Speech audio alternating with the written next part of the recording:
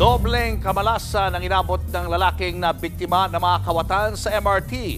Hindi lang kasi cellphone ang ninakaw nila, kundi pati ang lahat ng laman ng kanyang bank account. Nasa frontline na balitang iyan, si Mobile Journal, Amy Atienza.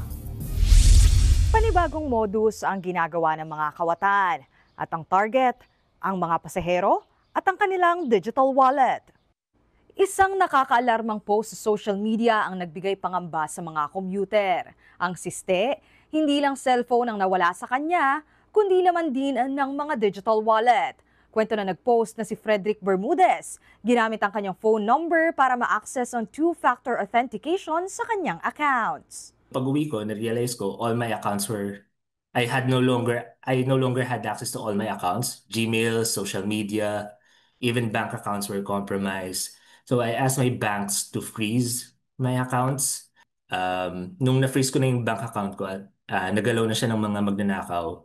And when I checked nung nag-open yung bank on a weekday, wala na siyang laman. Ang mas nakababahala pa, nangyari ang pagnanakaw habang nasa biyahe siya. Nakatago man sa bulsa ang cellphone, hindi pa rin siya naging ligtas. They didn't notice kasi super siksikan. And then another thing is, gigit-gitin ka talaga nila to distract yourself. At kahit nga nanakawan na, hindi pa rin daw tapos ang mga kawatan. They are also trying to fish me or phishing, no? They've been sending messages to my device, to my new device, saying that they found my iPhone 15 Pro Max. So ayun yung nawala. Tapos they attach a link.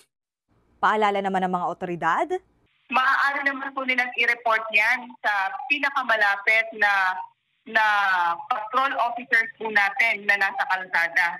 At sila po ang magdadala sa inyo kung saan po natin papaiimbestigahan ito. Nagbabalita mula sa frontline. Mobile Journal, Amy Atienza. Mga kapatid, Julius Babaw po. Iba na ang may alam at may pakialam sa panahon ngayon. Para sa frontline ng mga balita, mag-follow at mag-subscribe sa social media pages ng News 5.